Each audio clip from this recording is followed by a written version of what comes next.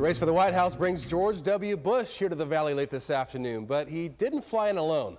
Fox 10's own John Hook was the only Valley TV newsman on the plane, and he sat down with Bush for a one-on-one interview. And John joins us live from Sky Harbor with the latest. John, how was your flight? Well, Troy, the flight was a little bumpy, actually. You know how Albuquerque can be. We flew from Albuquerque to Phoenix, an hour flight, and we did talk to George W. Bush at length about many subjects. He's really growing into the role. That's really apparent. And he's becoming much more relaxed with the idea that he is the man in the Republican Party. He says also it's much easier running against Al Gore than John McCain and the legend of John McCain. And he also said that it's a heck of a lot easier than watching what his father went through, losing to Bill Clinton back in 1992. It's a lot easier being the candidate than being the son of the candidate. Because the son of the candidate agonizes for a person he loves when the bad story or the ugly cartoon or the hurtful joke comes out. I would hurt for my dad. But when they say it about me, I either ignore it or just let it run off my back. That's the Texan coming out at him, and it really doesn't seem to bother him. Now, of course, the next big order of business for George W. Bush is picking a running mate. Dick Cheney, the former defense secretary, heads up that team. We talked to the Texas governor about how that's going today.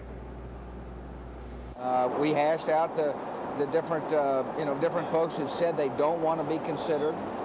Two notable names, of course, are John McCain and Colin Powell, and we both discussed that and took them for their word. Eventually, there'll be a series of questions that'll go out to the different candidates, and then the list will narrow, and the other. But I'm taking my time, and I want to make the right choice. Is there a litmus test on these people? Yeah, there is, and it's this: can they be the president? That's it. Yeah. So, well, and can we get along? I mean, will they be loyal? Now, again, between these two events, Albuquerque, New Mexico, and Phoenix tonight, the Texas governor is going to raise $1 million for the party. That is the power of the person who will face the Democrat in the fall. Elsa Ramon happens to be up at the Arizona Biltmore, where they're holding that $1,000 a plate affair tonight. Elsa. Well, John, as soon as Texas Governor George W. Bush conversation, Senator John McCain, when one reporter from the crowd asked the governor, why isn't John McCain here? He said, well, I don't know. I haven't checked his schedule, but he has assured me he wants me to win and he wants me to be president. John. Yeah, and it's also critical. He wants to win Arizona, no question about that. Coming up, we're going to talk about the John McCain factor and where that relationship stands. That's coming up tonight at 5:30. You're watching Fox 10 News with John Hook. Before he started raising money for state Republicans, he sat down for an exclusive one-on-one conversation with our own John Hook. The campaign trail has party. Governor Bush flew in from Albuquerque late this afternoon. The only Valley journalist on that plane with him, John Hook. And John is live at Sky Harbor Airport with this exclusive story. Hi, John. Hi, Carrie. We landed with the Texas governor about 2 hours ago on this kind of modest plane, Miami Air, kind of an indescript marking on it. But nonetheless, he's here, as you said, to raise money. And tonight they will raise a lot of money at the Arizona Biltmore, and every notable Republican will be there tonight with the exception of one, maybe the most important one, John McCain. What's up with that? McCain isn't going to be there tonight. Should we read anything into that? No, actually, I called to see if he was going to be in the state. I'd love to have seen him if he'd been in the state. It turns out he wasn't in the state, or I had somebody call, and no, I wouldn't. John, I'd take the man for his word. I do, and he said that he wanted me to be the president. He wants to help me to be the president, and I'm honored to have his help.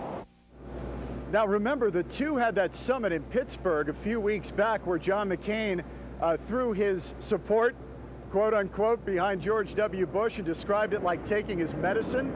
We talked to George W. Bush about that and asked him, was it really as bad as all that? John and I are pretty similar in some ways. I mean, we're both plain-spoken people. I would hope people would call me a patriot. He certainly is a patriot. And of course, we had to go against each other in the primaries. But we had a very long discussion, and John, and it was friendly and it was frank. There was no hostility at all. He never said, you know what, you really ticked me off with the push polling, and did you ever say you ticked me off with this ad or that ad? No, John's not that way. He's At least he's not with me, and I don't think he is with a lot of people. He said, it's behind us. He knows it's behind us. Listen, the primaries can be tough. I didn't think this primary is any tougher than any other ones I'd seen.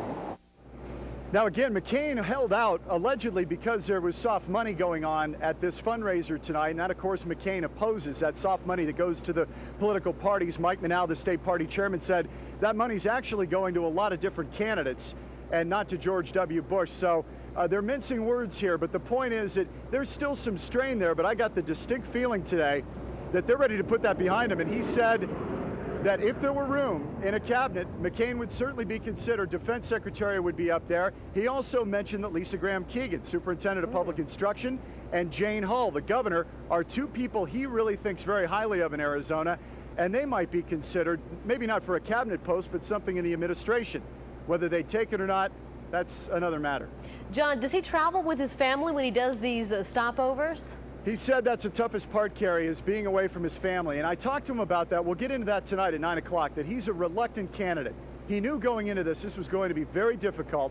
People said, you can win. And he said, maybe so. I'm not sure I want to do it. And he admitted to that today. We're going to talk about that at 9. He doesn't have his family with him this time. And he said that is, without question, the toughest part of all of this. I can imagine. Well, we'll talk to you again soon, John.